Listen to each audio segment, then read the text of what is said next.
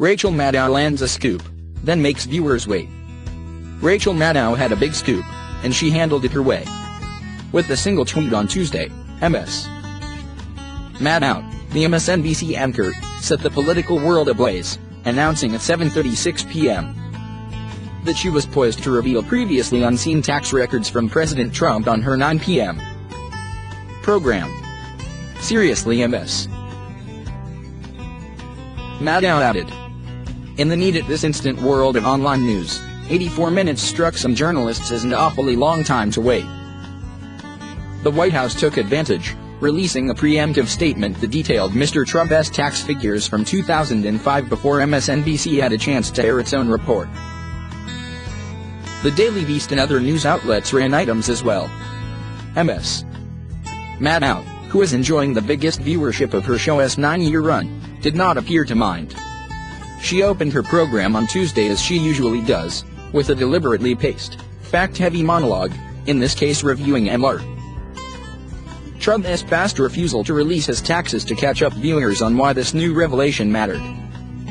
The revelation itself, however, was held back until after the first commercial break, a wind-up that some fellow journalists, eager for any bombshells, found exceedingly lengthy. If you have news, Rachel, please tell us. Soon. I am not young, tweeted Bob Lay, an ESPN anchor. Of course, right after a commercial break. This is the worst episode of American Idol, complains Zeke Miller, a White House reporter for Time. The wait, about 20 minutes in all, may have irked political reporters, but it was of a piece with the strategy Ms. Maddow has laid out for herself and her staff. In an interview last week, she described a real sense of responsibility to educate her 2.6 million strong audience, particularly those who may be casual consumers of the news. There is new people here every night, Ms. Maddow said in her NBC office in New York. I don't feel like I am doing a Clubhouse update. I don't feel like I've got a choir that was here at last night's practice too. I definitely feel like, hey, if you knew, let me meet you where you are. Ultimately, the reporting that Ms. Maddow eventually aired on Tuesday night's show 2 pages from a single, decade-old federal tax return was less groundbreaking than the mere fact that a portion of the president's records had surfaced at all. The journalist who obtained the records, David Cay Johnston, a former tax reporter for the New York Times, said that the documents arrived over the transom in his mailbox. Mr. Johnston even speculated on air that Mr. Trump had sent the documents himself. The discussion between Ms. Maddow and Mr. Johnston veered into some odd directions, with Mr. Johnston mentioning a connection between Mr. Trump and the mob,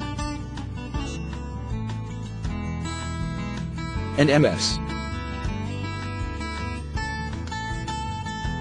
Maddow's opening monologue raised lingering questions about links between Mr. Trump and Russia, questions that no simple 1040 form, like the one sent to Mr. Johnston, could address. It was not until the end of the program that Ms. Maddow invited on an NBC News political reporter, Holly Jackson, who dialed in by telephone for a more sober analysis of the tax findings. By then, Ms. Maddow's show was about to end. On Twitter, journalists complained that Ms. Maddow had overhyped her findings with the initial teasing tweet, noting that the information in the returns did not amount to a scandal. Others asked why so much of the focus was on Ms. Maddow and not the subject at hand. The President of the United States has not released his tax returns, wrote Peter Hamby, a journalist at Snapchat who previously worked for CNN. Journalists are attacking Maddow for using her show to discuss this.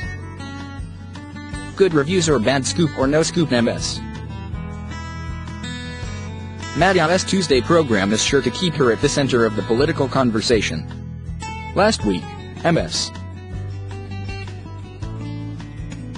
Maddow achieved a ratings milestone, beating out Fox News heavyweights Bill O'Reilly and Tucker Carlson among viewers aged 25 to 54, the most coveted demographic in television news.